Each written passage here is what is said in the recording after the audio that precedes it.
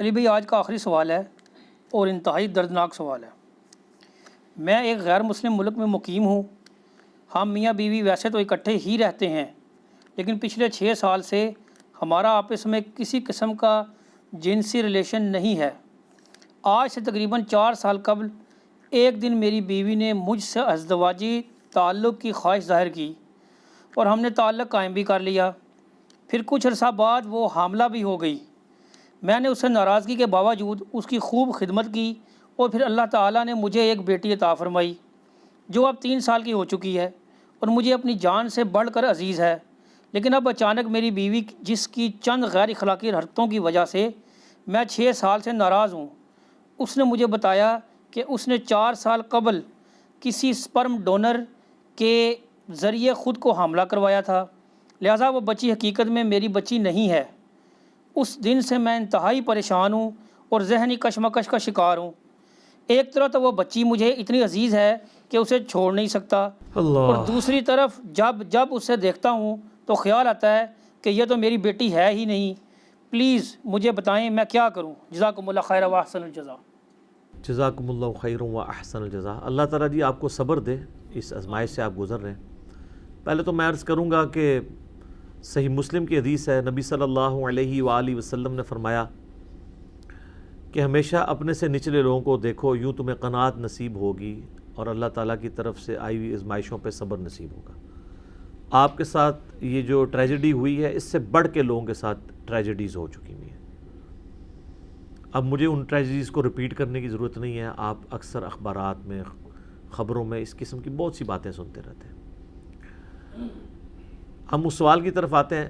اب اس سچویشن کے اندر شرعی حکم کیا ہے؟ اب اگر اس کو آپ سائنٹیفکلی معاملے کو ہینڈل کریں گے تو ظاہر ہے کہ ایک آپ کے لیے آزمائش والا معاملہ بن جائے گا۔ صحیح بخاری اور صحیح مسلم میں ایک حدیث موجود ہے، اور حدیث کی کتابوں میں بھی ہے، بخاری مسلم میں آ گئی تو مین کتابوں کے اندر وہ حدیث آ گئی کہ نبی علیہ السلام کے مبارک زمانے میں بھی اس قسم کا ایک واقعہ ہوا۔ سعد ابن ابی وقاص رضی اللہ تعالیٰ عنہ کہتے ہیں کہ میرا جو بھائی تھا نا عتبہ، اس نے مجھے ایک لونڈی کے بارے میں یعنی وصیت کی کہ اس سے جو اولاد ہے وہ میری اولاد ہے، کیونکہ اس نے اس کے ساتھ ایک ناجائز تعلق قائم کیا ہوا تھا، حالانکہ وہ لونڈی کسی اور کی تھی۔ تو وہ کہتے ہیں میں اس اولاد کے دعوے کے لیے نبی علیہ السلام کے پاس جب پہنچا، اور ظاہر ہے کہ وہ جس کے پاس تھی وہ بھی اپنے دعوے کے طور پہ پہنچا، تو نبی صلی اللہ علیہ وآلہ وسلم نے فرمایا کہ اولاد اس کی شمار ہوگی جس کے بستر پہ پیدا ہوئی ہے، اگرچہ وہ پیدا کسی اور کے تعلق کی وجہ سے ہوئی ہے، لیکن شریعت نے تو آپ کو اصول دینا ہے نا، اس طرح تو پھر سارا معاملہ ہی بگڑ جائے گا۔ اب آج آپ کہیں گے ڈی این اے ٹیسٹ کروا لیتے ہیں، فلاں کروا لیتے ہیں، فلاں کروا لیتے ہیں، اس وقت تو بالکل کلیئر تھی وہ والا معاملہ، بلکہ اس حدیث میں آتا ہے کہ وہ جب اولاد پیدا ہوئی تو واقعی اس کی شکل بھی اس کے ساتھ ملتی تھی جس کا یہ دعویٰ تھا۔ تو نبی علیہ السلام نے صرف ایک چیز اس میں ایڈ کر دی کہ وہ جو بچہ پیدا ہوا اس کی وہ جو یعنی آپ سمجھ لیں ماں لگتی تھی یا اس کی جو بہنیں لگتی تھی، ان کو کہا کہ تم نے اس سے پردہ کرنا ہے۔ یہ آپ نے اس میں ایک ویلیو ایڈیشن والا معاملہ اس اعتبار سے کر دیا۔ باقی آپ نے فرمایا کہ یہ اولاد اسی کی شمار ہوگی۔ تو شرعی مسئلہ یہ ہے کہ اگر کوئی اولاد یعنی آؤٹ آف ویڈ لاک بھی پیدا ہوئی ہے کسی عورت کی، تو وہ جس کی بیوی ہے نا، اس کے بستر پہ جب پیدا ہوگی وہ اس کی اولاد شمار کی جائے گی۔ یہ پیٹ مسئلہ ہے۔ اس کے تحت وہ اولاد اب آپ کی ہے، وہ اس کی ولدیت بھی آپ کی لکھی جائے گی جنہوں نے یعنی سوال کیا، لہذا ان کو ٹینشن لینے کی ضرورت نہیں ہے، اس معاملے کو آگے لے کے چلیں۔ باقی ان باریکیوں میں پڑھنے کی ضرورت نہیں ہے، یہ خبر صحیح بھی ہو سکتی ہے، غلط بھی ہو سکتی ہے۔ اب اس کی تحقیق کرنے کی بھی ضرورت نہیں ہے ڈی این اے ٹیسٹ کے ذریعے، کیونکہ ڈی این اے ٹیسٹ کے ذریعے باہر وہ انسانی کوشش ہے، صحیح رزلٹ بھی آ سکتے ہیں، غلط بھی آ سکتے ہیں۔ اگر صحیح بھی آ جائیں اس طرح کے جس طرح کہ آپ سمجھ رہے ہیں، تب بھی شرعی حکم ہم نے شریعت کو یہ فالو کرنا ہے کہ وہ آپ کی اولاد شمار ہوگی، کیونکہ وہ آپ کے بستر پہ پیدا ہوئی ہے. اب آپ اس کی پرورش کریں اور اپنے معاملات کو اس طریقے سے آگے لے کے چلیں. یہاں پہ میں ایک اور بات بھی عرض کر دوں اسی سے ریلیٹڈ. صحیح بخاری اور صحیح مسلم میں حدیث ہے، نبی علیہ السلام نے فرمایا کہ جس شخص نے اپنے آپ کو کسی اور باپ کی طرف منسوب کیا خود سے اور وہ اس کی اولاد نہیں تھا، تو ایسے شخص کے اوپر جنت حرام ہے. کوئی اپنے باپ کا نام نہیں بدل سکتا. بخاری اور مسلم دونوں میں ایک حدیث ہے، مسلم میں ذرا ڈیٹیل ہے کہ مولا علی علیہ السلام نے ایک صحیفہ نکالا اپنی تلوار کی نیام میں سے، جس میں کچھ احکامات لکھے تھے. ان میں ایک یہ تھا کہ جو شخص اپنے باپ کا نام بدل دے اور اپنے آپ کو کسی اور باپ کی طرف منسوب کرے، اس پہ اللہ کی لعنت، اللہ کے فرشتوں کی لعنت اور تمام لعنت کرنے والوں کی لعنت، اور قیامت والے دن اللہ تعالیٰ نہ اس کا کوئی فرض قبول کرے گا نہ کوئی نفل قبول کیا کرے گا، والعیاذ باللہ تعالیٰ. ایک اور حدیث ہے بخاری و مسلم میں کہ جس شخص نے اپنے آپ کو کسی غیر باپ کی طرف منسوب کیا اس نے کفر کیا. یعنی ایک بہت سٹرکٹ مسئلہ ہے. اس لیے آپ دیکھیں اسلام میں باپ کا نام ساتھ بولا جاتا ہے نا. یہ جو پبلک میں مشہور ہے نا قیامت والے دن ماں کے نام کے ساتھ بلایا جائے گا، بالکل جھوٹ ہے. صحیح بخاری میں امام بخاری نے باقاعدہ اس کے اوپر باب باندھا ہے کہ یہ متھ پبلک میں مشہور ہے، اور وہ حدیث لے کے آئے کہ جو خائن شخص ہے اس کے لیے قیامت والے دن ایک جھنڈا قائم کیا جائے گا اور کہا جائے گا یہ فلاں بن فلاں کا ہے. تو فلاں بن فلاں جب عرب میں کلچر میں کہا جاتا ہے تو وہ باپ کی طرف منسوب ہوتا ہے، تو باپ کے نام سے ہی پکارا جائے گا قیامت والے دن. ان احادیث کی روشنی میں یہ خود ایک کبھی گناہ ہے، لیکن اس میں ایکسیپشن یہ ہے کہ جس کے بستر پہ اولاد پیدا ہو رہی ہے نا وہ باپ اس کا شمار کیا جائے گا. اور اس کے اوپر بھی ہمارے پاس ایک پریکٹیکل کیس موجود ہے بخاری اور مسلم دونوں کے اندر. سیدنا ابو بکرہ ایک صحابی، ایک لفظ ہے ابو بکر، وہ تو ہمارے خلیفہ اول ابو بکر صدیق رضی اللہ تعالیٰ عنہ علیہ السلام ہے. ایک ابو بکرہ لفظ ہے، وہ بھی صحابی، یہ بھی میل نام ہے. اگر اردو میں ہوتا تو آپ کہتے ہیں کوئی فیمیل نام ہے کیونکہ ہلا گئی آگے، ٹھیک ہے، جیسے طیب سے طیبہ، ٹھیک ہے. تو ان کے بارے میں آتا ہے بخاری اور مسلم دونوں میں ہے. مسلم میں ذرا تفصیل کے ساتھ ہے کہ ان کا ایک بھائی تھا، رشتے میں بھائی لگتا تھا، اس کا نام تھا زیاد، جو حضرت علی کا بڑا قریبی تھا ان کی دور خلافت میں. بعد میں حضرت معاویہ نے اس کو یعنی وہ لالچ دے کے تو خرید لیا.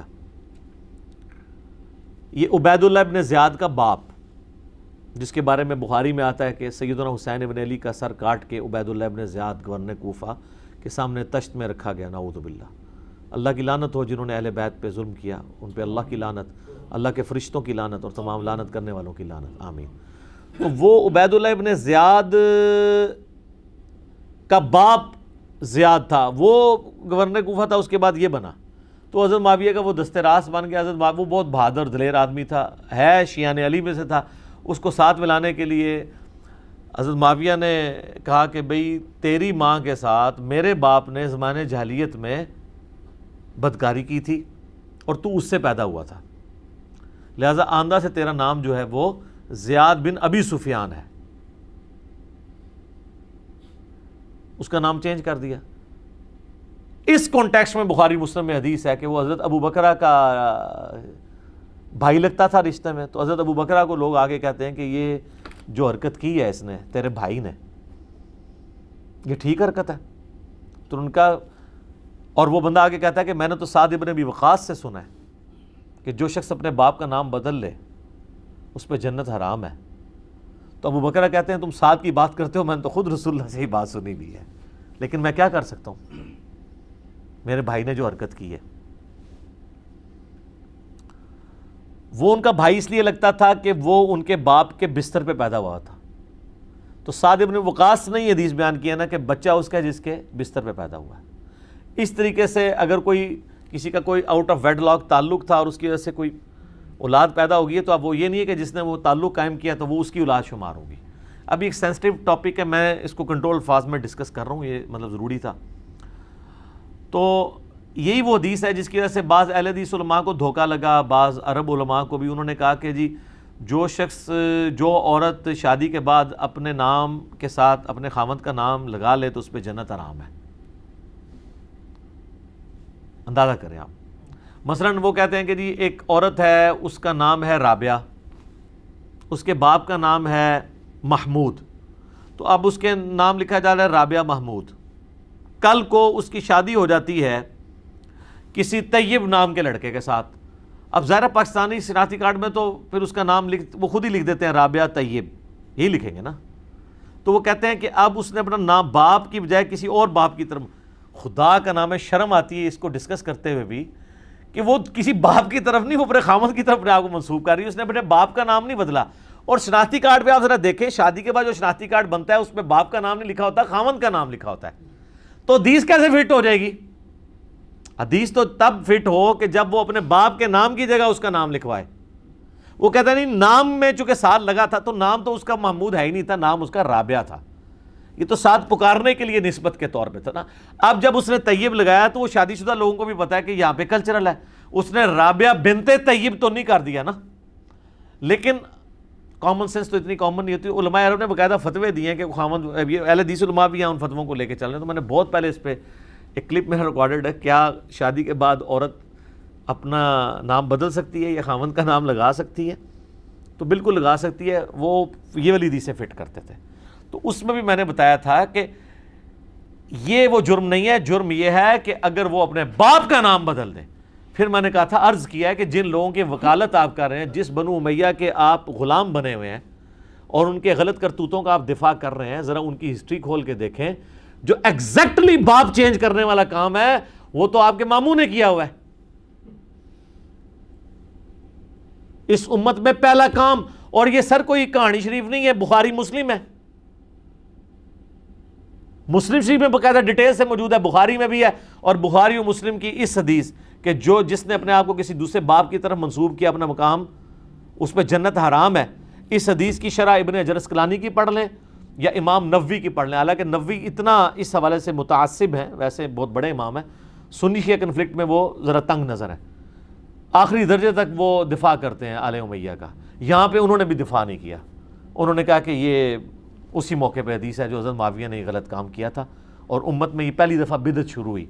ایگزیکٹلی باپ کا نام چینج کروا دیا. استغفر اللہ واتوب الیہ. اس لیے مولانا مودودی رحمہ اللہ تعالیٰ نے خلافت و ملوکیت میں چند ایک جو بڑے بڑے یعنی اس ملوکیت کے دور میں برے کام ہوئے، ان میں اس کو بھی ٹاپ آف دا لسٹ لے کے آئے ہیں.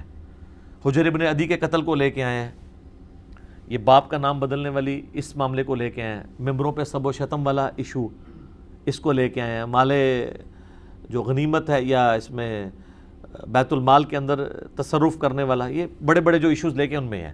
اور آپ حیران ہوں گے کہ مولانا تقی عثمانی صاحب جو بندیوں کے مفتی ہیں، انہوں نے جو ہے وہ امیر شام کے دفاع میں کتاب لکھی تو انہوں نے اس واقعے کو، جس کا آج تک امت نے کبھی انکار نہیں کیا، یہ والا زیاد کے باپ کے نام بدلنے والا، زیاد بن ابی سفیان کرنے والا، تو